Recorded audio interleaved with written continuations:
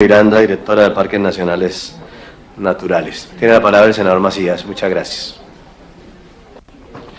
Presidente, gracias. Voy a tratar de ser muy breve. Saludo a los funcionarios, al ministro. ¿Se fue? ¿No se fue? A los alcaldes y a las comunidades que hoy nos acompañan en este debate. Propuesto, presidente Mora, en buen momento por usted. Creo que es un debate interesante por las connotaciones que tiene.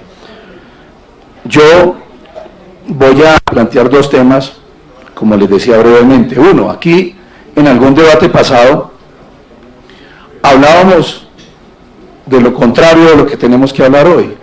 Y yo planteaba el tema del páramo en Miraflores, lo recuerdo, en mi región, pero porque allá, como le llama el ministro, no hay conflicto. Yo no le llamo conflicto, sino que allá no hay afectadas las comunidades. Allá la afectación es de 135.000 habitantes de varios municipios, pero por una licencia que se otorgó a una multinacional para la explotación petrolera. Y no sé si el ministro se fue, pero sí quería pedirle aquí que hay un informe de la Contraloría sobre ese tema del páramo Miraflores, que no es bueno por cuanto, en virtud de lo que se hizo, del reclamo de las comunidades, se suspendió la exploración petrolera, pero la Contraloría hoy nos está diciendo que hay un peligro latente de que eso continúe, por cuanto retiraron los equipos, pero sus válvulas, sus plataformas siguen allá en el páramo Miraflores, y obviamente en cualquier momento puede volver la actividad que tanto hemos reclamado que no se continúe. De manera que este es un páramo pequeño, son 13.000 hectáreas, pero que tiene una influencia muy grande en el recurso hídrico, por cuanto él depende en 22 distritos de riego, varios acueductos de municipios grandes, como en el caso de Florencia, de Garzón, Gigante, etcétera. En cuanto al tema planteado aquí, yo pienso que aquí las comunidades tienen toda la razón en lo que están reclamando, lo que dicen los alcaldes. ¿Qué ocurre? Que si bien es cierto hay una sentencia de la Corte que el gobierno tiene que cumplir, también es cierto que el gobierno tiene que buscar mecanismos para que haya un equilibrio y se pueda, con las familias que están allá, desarrollar unos programas que les beneficie a ellos, inclusive que les reemplace algunas de sus actividades sin salirse de los páramos. Yo no entiendo, y por eso quería que estuviera el ministro escuchándome. En el 2010 había 115.000 familias guardabosques en este país, familias a las que se les pagaba para que cuidaran el bosque. Ese es un programa que este gobierno lo acabó, pero que se puede retomar y que allí puede haber una solución, presidente Mora, o parte de la solución para estas familias. Hay otros programas, muchos, programas de restauración, en fin, pero también se les puede plantear a la familia, para todo esto se requieren recursos. El Estado tiene que asumir eso. Y la compra de tierras. Yo pienso, y ministro, repito una parte de lo que estaba planteando aquí, y es que yo nunca entendí, usted no estaba en el gobierno todavía, por qué este gobierno, su gobierno, acabó con la familia guardabosques. Había 115.000 familias en el 2010, perdón, y ese es uno de los programas que se puede recuperar y que es amigable con la sentencia de la Corte, porque es que la Corte ha dicho sí, hay que delimitar, pero no arrasar o desplazar a las familias que están allí. Entonces el gobierno tiene hoy la responsabilidad de buscarle soluciones a esas familias.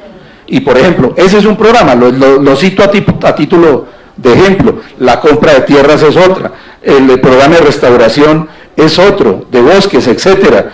Hablan aquí, ahora seguramente, posteriormente, van a hablar aquí los representantes a la Cámara que han presentado un proyecto que tiene que ver con el manejo de una reglamentación para el manejo de los páramos. Entonces, la venta de oxígeno, en la cual pueden participar las comunidades. Pero esto se requiere recursos.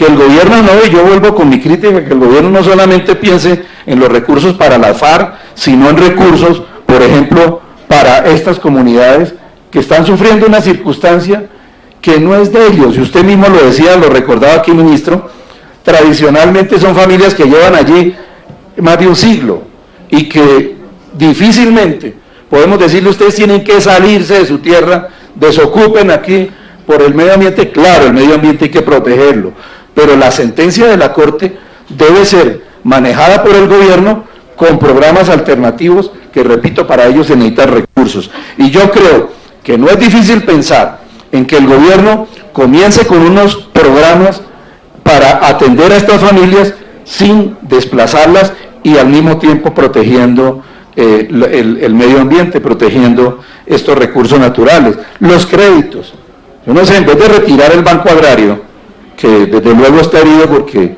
herido en su PIG, senador Robledo, porque con el préstamo que le hicieron a Ana Belena deben tener muy poca plata, pero que no lo retiren, o mejor, no le retiren el respaldo, ministro, a estas familias en materia de créditos, precisamente para programas. Pero los programas tienen que ir acompañados fundamentalmente de recursos del Estado, de recursos del gobierno, porque no puede uno poner a las familias a pagar estos programas cuando es el Estado. No es asistencialismo, ni es paternalismo, sino que aquí hay unas prioridades que ninguna de las dos pueden estar por encima de la otra, es decir, la protección del medio ambiente, pero también la protección de las familias que están ahí, de los seres humanos que están ahí, que han vivido en estos páramos y de estos páramos toda una vida.